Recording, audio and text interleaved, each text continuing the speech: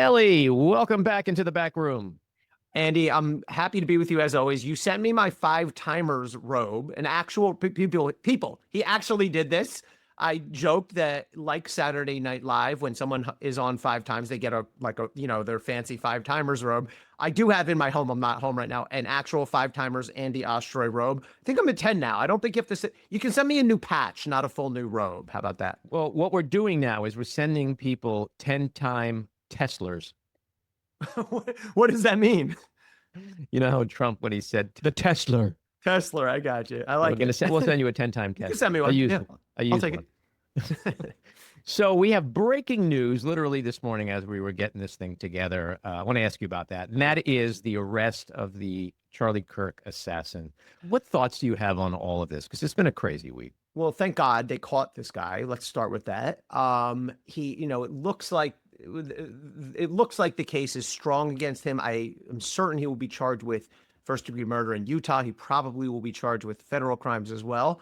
What a heartbreaking week. Disturbing almost beyond description to see what happened to Charlie Kirk. The man was he was targeted because of his political speech. Like, there's no way around that, because the things he said, this shooter didn't like, and that is a very scary thing to me. Yeah. And we saw how this case has been handled this week. It started with FBI Director Kash Patel rushing to say, we got him, and we don't got him, we got him, we don't embarrassing. Yeah. And then this morning, Donald Trump was on Fox and made the announcement that they caught the assassin. How unusual, in your experience, having worked at Southern District, New York, yeah, how unusual is it, A, for Patel to do some of the things he's done this week, like jump to social media to make that announcement, get on a plane and fly and like take over a local case, as well as having the United States president make an announcement before the FBI director or the governor or local officials out there? Well, Kash Patel doesn't know what he's doing, and you could see that we're not talking about the announcement where they actually got the guy. You're talking about a separate one the day before where he wrongly said they had a person of interest or a subject in custody, and then very quickly had to walk it back. No experienced law enforcement officer or agent would post something like that unless you were 100% darn sure. And to have to walk it back, I promise you, every FBI agent, actual FBI cop, was groaning and slapping their heads that he did that. With the president, I'm trying to think, have we ever sort of gotten first word of a huge arrest from a president? I can't think of any. It's possible. If we think back to some of the high profile cases, I don't know. I can't think of any. But, look, I said on air earlier, that will become emotion. I promise you that this individual, this defendant, will say that the commentary made by the president and others has tainted the jury pool against me. It's really hard to win those. I don't think it jeopardizes the case, but it's going to be emotion that the defense will make. Look, they're going to need something to say. So I think it's really unusual that Donald Trump made that announcement. Frankly, I can understand why he would have done that, given that he's close to the person. But prosecutors probably don't love it, but I don't think it's going to sidetrack their case or anything. Yeah, it just makes you wonder how any of this would have gone down had it been the liberal equivalent of Charlie Kirk. Yeah. Let's hope we never find out either way on any of that. Yeah. But the politicization of it it needs to, the whole temperature in this country needs to be turned down. But some of the actions these last few days are not helping that. So you have a new book coming out next week on Tuesday, the 16th. It's called When You Come at the King, Inside DOJ's Pursuit of the President from Nixon to Trump. Congrats on the book. I'm sure it's going to be another New York Times bestseller like your first books. This is your third. It's a truly unique subject. So tell us about the book and why this particular part of our judicial history made you want to write about it. So thank you for that, Andy, first of all. And I think I've come to speak with you about all three. So you get the triple crown for this. Like my children, I love. Wait. Do I get a bathrobe then? Oh, actually, yeah. I owe you a 3-timer. You're right. It's coming your way. I will send you an autograph. I get like a washcloth at least.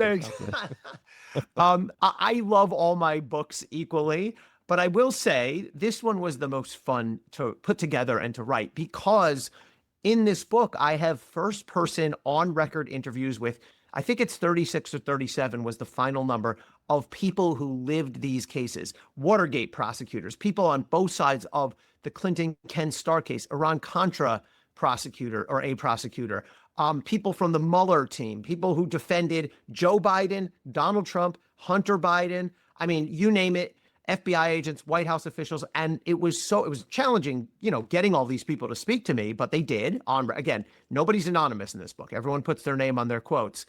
And it was remarkable. It brought me back to being a prosecutor and the strategy and the back and forth between the defense and the prosecution, but also with the overlay of the politics. You have White House officials weighing in, you have Congress getting involved in these cases. And the reason I wanted to do this book, Andy, is because these are the biggest, most important cases of our modern history, from Watergate to all the cases I just mentioned. And I think they do tell us something about ourselves and our system more broadly as well, in addition to the sort of fun, crazy stories that are in there. Yeah, and you went back 50 years, and I'm sure you uncovered and learned a lot about how structurally, fundamentally, these administrations and their departments of justice and their attorneys general and their special counsel investigations all differ. How do all of those administrations compare to what we're experiencing now? What we are seeing now from Donald Trump in his second term, and I argue this at the end of the book, is fundamentally different than anything we've seen before. And I include Trump 1 in that what we've seen before. I mean, what we're seeing now is even different from that. And the interesting thing, when you step back and get this broader historical perspective, is there are a lot of consistent through lines from Watergate, but even before Watergate, by the way. I mean, the first president to appoint a special counsel was Ulysses S. Grant. And by the way, guess what? He ended up firing that special counsel. Unfortunately, all the participants in that case have passed, so I wasn't able to speak with any of them. But let's look at it from Watergate on. Not every president from Nixon on, but many presidents from Nixon on have, to varying extents, tried to undermine, derail, push back against, and at times obstruct these special counsel investigations. The two worst perpetrators before Trump 2.0 were Richard Nixon himself and Trump 1.0. But what Trump is doing now is just fundamentally different, because Trump isn't even doing the old thing of, let me undermine this guy, let me try to sort of end run these things, let me assert privileges, let me fight this in the courts and in the media. What Trump and Pam Bondi are doing right now is that they have said there will be none of that. I mean, they haven't said these exact words, but they've made entirely clear there will be no special counsel looking at Donald Trump or anyone around him. DOJ will not be doing anything that the president doesn't like. And more to the point, and this gets to sort of the title of the book, we will be seeking retribution on anyone who ever came after us. The expression is, when you come at the king, you best not miss. Mm-hmm. And I think that what we have seen now is a break from the past. And by the way, look at Trump 1.0. Like I say in the book, in retrospect, it's a miracle that Mueller happened. It's a miracle. Donald Trump's own Justice Department was the ones that put in place Robert Mueller, and Trump hated it. And we remember him undermining and obstructing and complaining about Mueller virtually every day, but he didn't end it. He didn't fire Mueller. He sort of tried at one point, which I talk about in the book, but he let, by and large, Mueller, put out his report and testified in Congress, and they indicted Manafort and Stone and all those guys. So none of that would happen now. So we're at a very different place. Yeah, well, it started with Jeff Sessions as his attorney general, Recusing, and then he had went to eventually Barr, and he had the kind of pushback, the refusal to cross a legal line, that we just don't see today. His attorney general today is literally, I mean, every time I watch her, it's like she's she's an employee of Trump org. That's the way I look at it. She's completely compromised. She's completely political. She makes no effort to hide it. And it's not just who they are going about. We can talk about this, but the retributive efforts that have been launched at Letitia James, Adam Schiff, Lisa Cook, on the Obama intelligence apparatus. But also, I argue in the book, we had a really telling moment early on in this administration that Bondi was not going to do anything that might upset Trump or interfere with the administration. And that's when the Signal scandal broke, right? When we learned that Mike Waltz and J.D. Vance and others were communicating on Signal about specific military attack plans. And I said at the time, I wrote in a piece for New York Magazine, this will be a moment where we get a tell. Is she for real or not? And 3 days later, after having done no investigation, Pam Bondi came out and said something like, this was not classified information, and everyone should just be applauding the success of the military strike and not worrying about this. Well, look, there's precedent for this. And I say this in the book. Anytime we've had a question about handling of classified information, it's resulted in a minimum of a serious investigation and a maximum of indictments. I mean, Hillary Clinton had to, went through the email investigation. Joe Biden had a special counsel, Robert Hur. Donald Trump had a special counsel and an indictment, all for mishandling classified information. But now, the Signal scandal hits, and they don't even do an investigation. They don't even try. They don't even pretend. They just say, no, we're not doing anything. And who's going to make us? Yeah. Well, I mean, you mentioned Biden. It should not be lost on anyone that his own son, Hunter Biden, was not only investigated, but indicted on his watch. Imagine that happening today. Well, Biden has a really interesting legacy and record when it comes to these things. And I talked to both Abby Lowell, who represented Hunter Biden on the record, and Bob Bauer, who represented Joe Biden. They were both great. Joe Biden, on the one hand, has this, nobody has ever tolerated special counsel like this guy has. I mean, when Biden takes over, he's got the John Durham case still going, right? And, this is the guy who, right after Mueller, the guy with the goatee who was like, revenge, investigate the investigators. And that chapter doesn't go well for John Durham in this book. I mean, it was a complete flop. John Durham ends up indicting 3 people. One of them pleads guilty and gets probation. The other 2 go to trial and both get not guilty verdicts. I actually interviewed one of those people who beat John Durham in the book. It's a great chapter. But Biden inherits this, and he doesn't interfere with it at all. He lets it go another 2 years till the natural end. He then is the president when special counsel is appointed to investigate Donald Trump, his primary opponent, Joe Biden himself, and Joe Biden's son. And by and large, Joe Biden never made any public statements undermining those investigations. There is reporting by Bob Woodward, which I quote in the book, that Biden was furious at Merrick Garland for allowing some of those appointments. And Biden, I do think, undermined his legacy in the end when he not only pardoned Hunter Biden, but did it after he swore many times he would not. And he didn't justify the pardon by saying it was a stupid case or, I just am taking mercy or whatever. He lashed out politically. He said Hunter Biden was being politically targeted. So I think Biden ends up with a mixed legacy on this. Now, you mentioned Lowell and Bauer. Who are some of the other prominent key central figures in the cases that you interviewed for the book? I loved speaking with Abby Lowell because he was Hunter Biden's lawyer. And I'll just say he unleashes in this book on the Hunter Biden investigation, even with some profanity, which Abby's good at. Bob Bauer was measured, but very critical of Robert Hur in some ways, but was defended Robert Hur. He said, I don't think Robert Hur had political motives. I just think he lost his sense of where he was going. I spoke to Donald Trump's legal team. I spoke to John Lauro, who was not surprisingly very critical of Jack Smith. I spoke to several members of the Mueller investigative, not Bob Mueller himself, but several members of his team. I spoke with David Kendall, who still to this day represents Bill and Hillary Clinton, Lanny Brewer, who was a White House official. I spoke to a member of Ken Starr's number 2, essentially. Ken Starr passed away a few years ago. Mm-hmm. People from the Iran-Contra team. Two of my favorite interviews were the Watergate prosecutor. So Jill Wine-Banks, who I'm sure you know, mm-hmm. Andy, mm-hmm. your listener, listener, on this podcast. Right? I mean, she's a legend, and she was 30 at the time and gave me great. In fact, I opened the book with Jill, someone I deeply admire. Jim Quarles, who I love. Jim Quarles was a 26-year-old on the Watergate team, and then a you can do the math year-old on the Mueller team. And one of my favorite lines in the book is Jim said to me, in retrospect, I was too young for Watergate and too old for Mueller.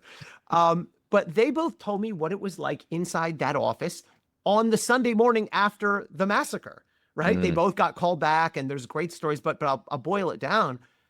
They don't know whether they've been fired. They know Archibald Cox is out. They know the AG and deputy AG have resigned. They're, trying to figure out what to do. And Archie Cox comes in and says to them, I'm paraphrasing, but the quote's in the book, basically, you keep on doing your work. Don't give him what he wants. And they did. And because of that, we got the Supreme Court opinion and the tapes and the resignation. So they're real heroes in this whole thing. And getting back to the title for a second, it sort of implies or suggests that it is intended for our current king wannabe, but it is broader than that, right? Yeah. I mean, it goes 2 ways. First of all, it certainly applies to what's happening now with Donald Trump, retribution, right? It comes just so people know. Omar, who's the character on The Wire, which is one of the greatest TV shows ever, famously has a moment where he says, "You come at the king, you best not miss." Now, that expression or some variation of it goes back hundreds of years, although in my mind, Omar invented it. But again, as I say in the book, it goes back to Machiavelli and others. So it does come back to that, retributive sense. But more broadly, Andy, as you said, talking to these people, I realized that they understood that this was a death match, a political and personal and legal death match, that every one of them understood, even if they had a bit part, this would be the biggest thing they ever did in their professional lives, that when they died, it would be in their obituary someday. And so, look, I was a prosecutor doing regular, heated cases at times against gangsters and all. So I know what it feels like. It feels like your life is on the line. But when it's these cases and you have the additional overlay of politics and you're being scrutinized for everything you do, it's even more intense. And so I think the title captures that as well. Mhm. And what is the genesis of the special counsel system? So there's really three eras. There's what I call the Wild West era, which is everything up to and through Watergate. There was no rules. I talked to John Dean, who you probably know, Andy, but has, become a friend of mine. And John said to me, it was improv. Like there was no regs. There was no, here's how you do it. But they intuitively understood when you have a case that is dealing with the president or some big shot in the administration, you need some outsider. And by the way, that goes back, like I said, to Ulysses S. Grant, Harry Truman. There were various presidents over history who understood, we're going to need an outsider for this. No rules, though. After Watergate, then we get to our second era. They passed the independent counsel law in the late 70s.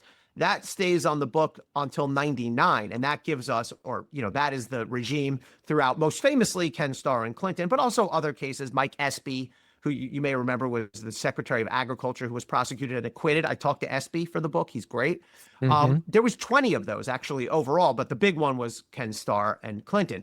Because of the disaster of the Ken Starr case, everyone agrees, both sides. Bob Dole and George Mitchell alike write an op-ed saying, time to let this law die. It died in 99 at sunset. And then since 99, we've had these regulations. And there have only been 6 cases under the modern special counsel regulations. One of them was the Scooter Libby case, although technically that wasn't even technically within the regs. But the other 5 have all been in the last few years. We've had this glut. We had Mueller, Durham, we had Hur, we had the Hunter Biden case, David Weiss, and then we had Jack Smith. So it's this historical anomaly that in a 6-year stretch, we had 5 of these cases. I don't think we'll ever see that again. And now some folks get confused by the terms independent counsel and special counsel. What's the difference?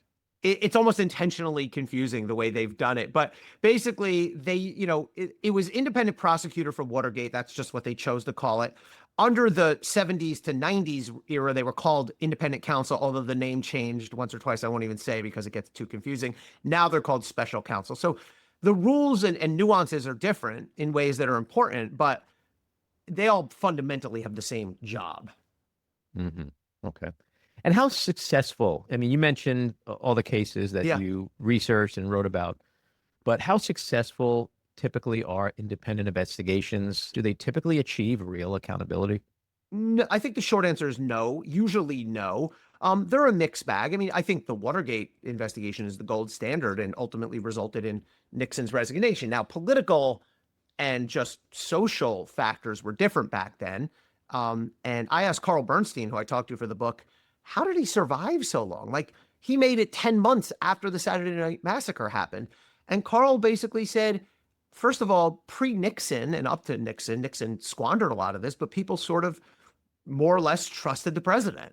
And also, Carl said things just moved more slowly back then. It wasn't this lightning pace of everything. So that's number one. That one I think is the gold standard. There are others that have achieved more or less their ends. I think the Scooter Libby, the investigation of the leak, the CIA leak, was more or less successful. But it's hard to evaluate. It's not like, well, that team won the Super Bowl, so they're champions. There's always much more mixed results. I think there are some that were unequivocally disasters. Durham is one of them. I think the Hunter Biden case was ridiculous. A lot of, obviously the Clinton case has not aged well. It was not super popular at the time, and I think it's aged even more poorly now. But I think the Robert Hur case on Joe Biden came out more or less the right result. I think the Scooter Libby investigation came out more or less accurate and fair. I think Iran-Contra, up until we got to the pardons, I think was on the right track. But then That was derailed by pardons issued by George H.W. Bush.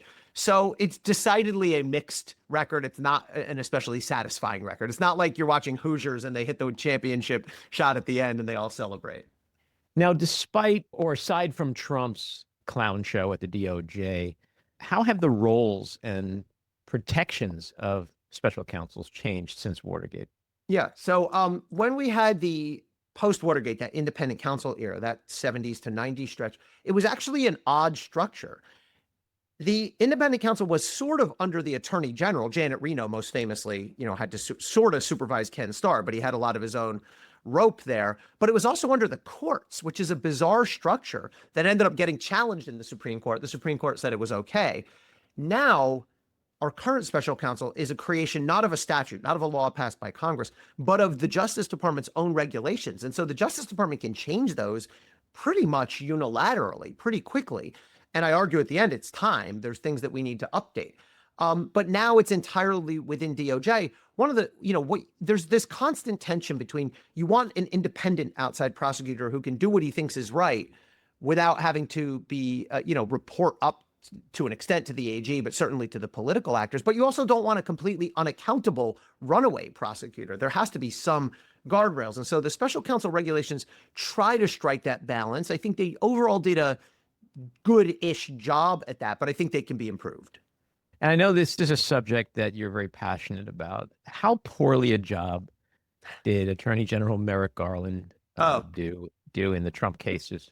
Yeah, I think, Andy, I'm sure there's clips of you and me talking in 2021 and 2022 and me saying, which I wrote in my last book, which came out in 2022. I wrote it in 2022. It came out in January 23, which is it's already too late. Merrick Garland wasted about 2 years before he appointed Jack Smith. The first sentence of the Jack Smith chapter reads, Jack Smith never had a chance. And as I've said to you many times, Andy, there was no way Jack Smith was going to be able to get those cases investigated, indicted, get through which we knew was coming, the immunity appeal, and try these cases before the 2024 election. And even back then, there was always a roughly 50-50 chance that Trump would win. And we all knew if Trump would win, then these cases would die. And, there was this strange debate for a while where some people were saying, well, Garland knows what he's doing. He's really sort of a secret assassin and don't take him lightly. And other people who were real prosecutors and I were saying, no, we'd be able to tell. There would be subpoenas flying. We would know this. And now there's reporting that I quote in the book from every major outlet, New York Times, Washington Post, CNN, that Garland, you weren't even allowed, one of the reports said you weren't even allowed to say the name Trump in front of Garland for the first year and change when he was there. Garland just wanted no part of this fight. And why he acted too late, I think we'll never have a definitive answer. My theory is he knew that a fight with Trump would be especially ugly politically and otherwise. He was hoping he could just say, well, we started at the bottom and worked our way up, and this is where the facts and the law took us, and we got a bunch of oath keepers. Isn't that great? But it didn't take us beyond that. But there was never any way that the people who stormed the Capitol were going to be directly linked to Donald Trump.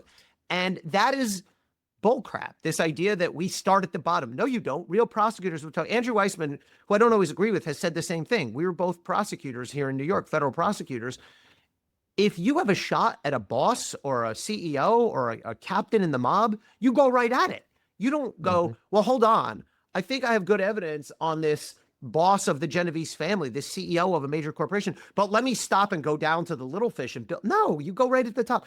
So that was bogus by Merrick Garland, and I think he bears a lot of blame. I think you're probably right in large part, and it's a very calculating strategy, if that's the case, on his part. But there's also a part of me that just feels like he was an old school mentality. Yes. Who didn't understand how to play in the new schoolyard of toxic partisanship. I think that's right. I think he's very cautious. Institutionalist is the word that gets used for Robert Mueller as well.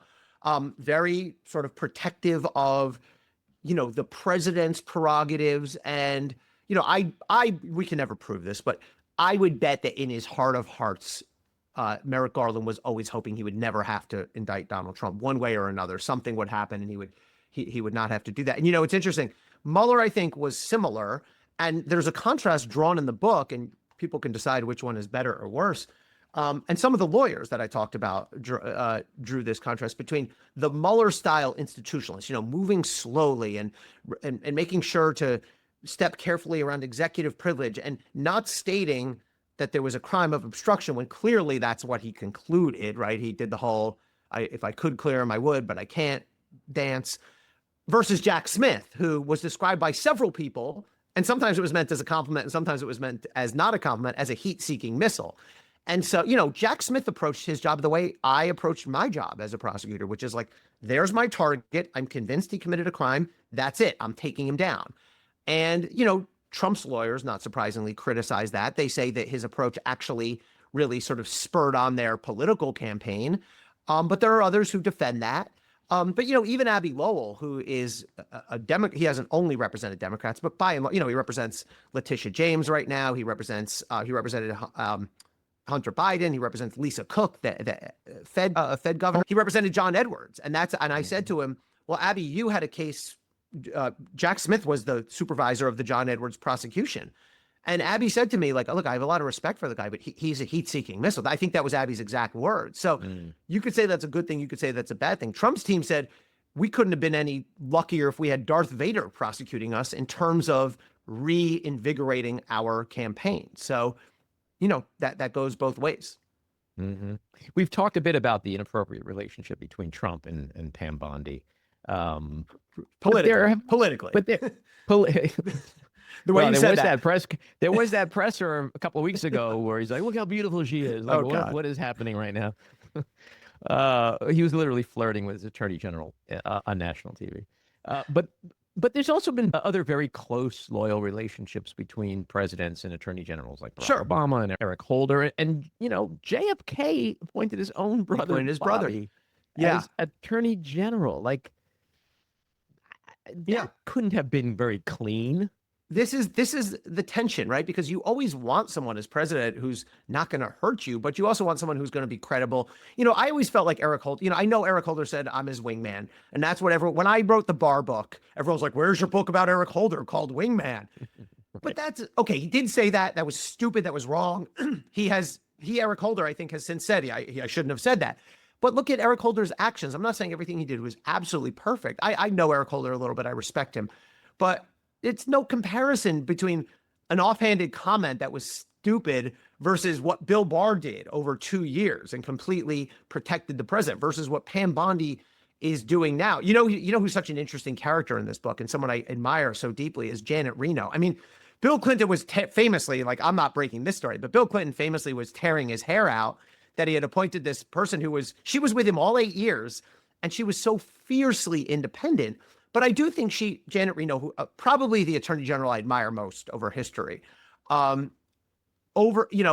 she made a mistake, I think, because there's this key moment where Ken Starr so for 4 years, Ken Starr had only been doing Whitewater, the financial, the land deals and all that. And he had nothing on, he had no shot on Bill Clinton or Hillary Clinton. David Kendall, who was Bill Clinton's lawyer, said he was just hanging on for dear life. And then suddenly Monica falls out of the sky. And but there's a moment where Ken Starr needs permission because he's been appointed independent counsel to investigate Whitewater. And he understands that Monica is outside of that, right? The perjury and stuff around Monica.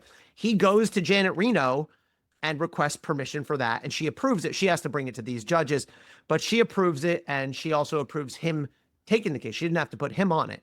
And so I suspect Janet Reno strongly, regretted doing that. And it is notable that when that independent counsel law expired in 1999, Janet Reno, as the attorney general, testified in Congress that she thought it should go. She thought it was not well put together. And so, but look, I think Janet Reno, someone once said to me, a good friend of mine who was sort of in the mix for could this person be the next AG a couple of years ago, said to me, I have a Janet Reno problem, meaning I'm probably perceived as too actually independent. I won't say whether it was Trump or Biden era, but it was, it was somebody who, I don't know that we'll ever see another Janet Reno and Pam Bondi. It's funny because they're both from Florida. They both have similar backgrounds. They both came up as state prosecutors in Florida, but they are opposite ends of the spectrum completely. I've always been fascinated by the Jack Kennedy, Bobby Kennedy Yeah. relationship. Well, that gave us the anti-nepotism rules, right? Because of Yeah, that, but we have these rules. Yeah. right, but it makes you wonder. Everybody, myself included, we're all obsessed with Trump and Bondi and that inappropriateness. But it makes you wonder, like, if Bobby had uncovered something that Yeah. was really, Yeah. It's a great incriminating question. against his brother, would he have Right. made it public, or did he squash some of that I stuff, and we'll never know? I love that hypothetical. I mean, yeah, gosh knows. I mean, if it was my brother, I would probably squash it. I don't know. I would probably appoint. You know what I would have done if it was the '60s and it happened? I would have appointed an outside prosecutor, right? I mean, knowing that family, like how we come to know them over the decades, Yeah, I think there would have been very fierce loyalty yeah, and maybe yeah. We may a never know. cover up of, Yeah. Um, in researching and writing the book, was there something that was really surprising to you that you learned? One of the most surprising things was that I interviewed a guy named Saul Weisenberg, who is Ken Starr's number two. Ken Starr passed away a Hmm. couple years ago. And I talked to people on Clinton's team, and there has been a long simmering debate about two things. One is, did Ken Starr's team leak? I mean, they pretty clearly did, but I don't know that anyone's ever admitted it. And so I asked, and Kendall and Lanny Brewer, who represented Clinton and the White House, have insisted for years. They leaked all the time. I said to Saul Weisenberg, this is in the book, I said straight up, I'm just going to ask you, did your team leak? And I was expecting the old, like, we don't know, it might have been the FBI, but he goes, oh, heck yes, we did. And I hated it. And there were two guys who were doing it in particular. And we told them they had to take a lie detector test, and they quit instead. And now to this day, they say, oh, the reason was because we objected to what Ken Starr was doing. So that was an interesting admission. The other admission was there's been obviously a long simmering controversy about, did Ken Starr put too much detail about sex in his massive Starr report, which was, by the way, like this runaway bestseller. And so, what Ken Starr's team's defense is. And this Saul Weisenberg was very much, he still believes in what they did at Starr's team. But the defense, which is what Weisenberg said to me, was, look, this was a perjury allegation. Bill Clinton had been given a very specific definition of sexual relations, these body parts, this list of body parts. And so it was relevant whether he touched her here or there or there. And I said, okay, Saul, but twice in the Mueller report, you guys wrote that part of everyone, if you have a kid in the room, put headphones on them right now. After his sexual encounters with Monica, Bill Clinton masturbated into the Oval Office private sink. Would that have had anything to do with perjury? And Saul said, yeah, I guess not that.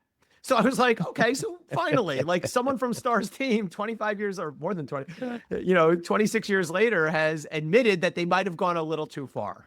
Just a little. Yeah. People read a lot of books. What do you hope they take away from this one most? I hope that people understand, first of all, that some of what and I'm going to exclude Trump 2.0 from this, but a lot of what we've seen in recent years is not new. I mean, if you go back to those ancient cases I talked about, even, Truman and Grant and those guys were undermining their prosecutors or obstructing. I'm not saying it makes it okay. Phrases like witch hunt and all that, those go back before Trump, and so, Bill Clinton himself didn't use the phrase, but people around Bill Clinton said the same thing. They said the phrase witch hunt back when. That's not to say it's all okay, but the number one thing I want people to take away is the collapse, the destruction, Trump's refusal to use special counsel in any kind of way should not stand. And really who I'm pitching this to is the 48th president, whoever that may be. And when that person comes into office, they're going to find that a lot of guardrails have been kicked down. And it's going to be tempting for them to leave them down, right? What president wants inspectors general or restrictions on private income or that kind of thing? This is one that I argue has to be brought back. It's too important. It serves too important a function. And the very last person I think I quote in the book is Archibald Cox, who was, of course, fired and this hero. And I get, getting into some of these people's backgrounds is unbelievable. Archie Cox is a true hero. And he says something like, history has shown us that whenever you get into these, I'm not going to say it as beautifully as him, but whenever you get into these cases involving the president or the people around him, you have to reach for an outsider. There's no other way to do this credibly in a way the public will believe in. And so, although he said this shortly after he was fired. So he said, look, this is a guy who just got fired by Richard Nixon. And he says, this institution is too important. In our last few minutes, we've had a spate of major rulings coming out of the Supreme Court and the lower courts in the last week, 2 weeks. Yep. In particular, there was a major Supreme Court victory that they handed Trump, which lifted restrictions on immigration raids in LA. How concerning is this to you, and why? Yeah. So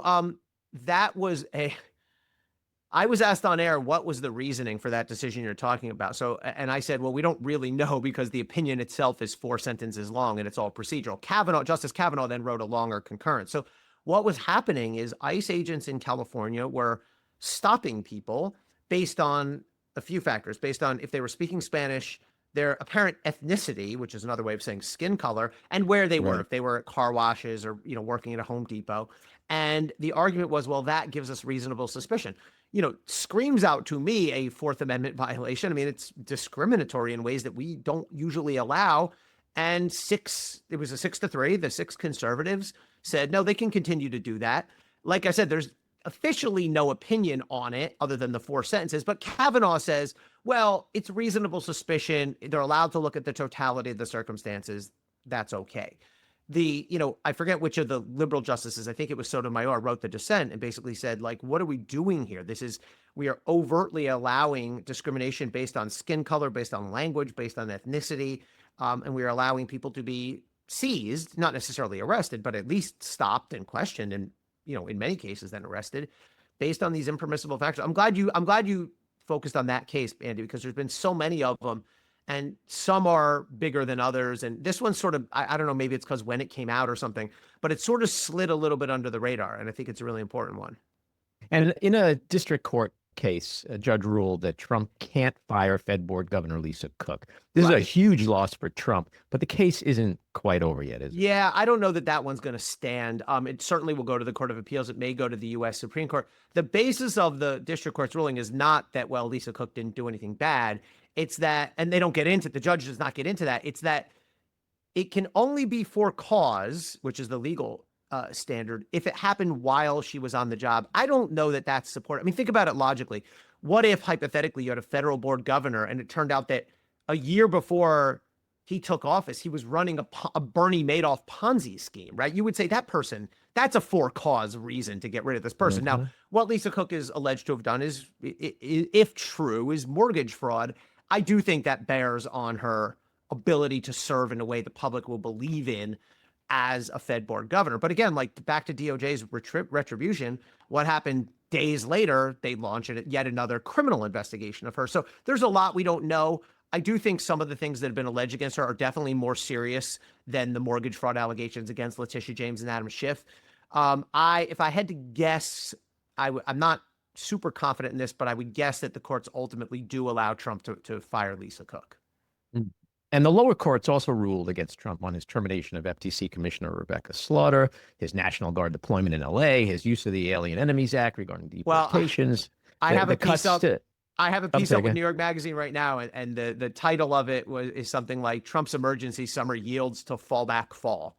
So all these Alien Enemies Act, all these emergencies, the courts are starting to say, oh, hang on, that doesn't, yeah. Right. But he also lost on the cuts to Harvard research funding, the legality of his tariff policies. Is there anything significant in particular about these rulings that stand out to you? And are they all headed, as expected, to the Supreme Court eventually, where he may get his victories? Well, I think this is the courts pushing back in a meaningful way and drawing lines, and when really no one else will or can, right? I mean, sure as heck is not going to come from DOJ, as we discussed. It's not going to come from Congress right now. And, they do matter. These decisions do matter. We know the Supreme Court will hear the tariff case, by the way. And I think they're going to agree with the lower courts and strike down the tariffs. I think even the conservatives have, I won't get too deep into the theory of it, but have espoused theories that would show that Congress has not given Trump, they've not delegated the authority to Trump to issue this type of tariffs. I think Trump's going to lose on the tariffs. And people go, oh, it's the lower court cases. What does it matter? But the thing is, the Supreme Court's not going to take all of these cases. And if they don't, then the Court of Appeals ruling is the one that wins. So this stuff does matter. And I think the most meaningful source of pushback and limit drawing on Donald Trump right now is coming from the federal courts. And look, I'm not like unapologetically praising of the federal courts at all times. But I think right now, generally, they're doing their job as well. Yeah, and with regard specifically to tariffs, and with this Yeah. Republican Congress, won't they, if the Supreme Court eventually does uphold the lower court ruling, won't they just simply pass a law that says we give him the authority to do this? Clearly, Congress can. Yeah, clearly, Congress can do that. They can constitutionally say we Congress hold the tariff power, and we hereby delegate that power to him. You know, they can specify how broadly. Maybe they'll do that. I mean, it would, you know, be subject to all the whims of Congress, and I guess maybe the filibuster rule in the Senate where you need 60. But that could be a response. I almost wonder if in his heart of hearts Trump doesn't want to win the tariff case, because I think, you know, the tariffs have proven to be so disruptive, at least to the economy. And I've seen. Look, I was on the other night on CNN with Kevin O'Leary, you know, the investor from Shark Tank, and he's very much pro-Trump, but even he was like, hands off the Fed and hands off, like he does, you know, he doesn't like Trump interfering in the economic and financial world. Yeah, I think you're 100% right, and I think it also would feed his narrative to the base that look, the courts are doing this to us again. They're so rigged. So I think it would be a win-win. And then everything bad that happens from there on out, he can go, well, if they let me do my tariffs, so we would have been fine. Right. Yeah. Right. Yeah. Elie, congrats again on the book. The title again is When You Come at the King, Inside DOJ's Pursuit of the President from Nixon. Hang on. What? Sorry, I cut you off, but there you go. Go ahead. All right. What a shameless promoter. There you can see the title, When You Come at the King, Inside DOJ's Pursuit of the President from Nixon to Trump. And it's coming out again this coming Tuesday, September 16th.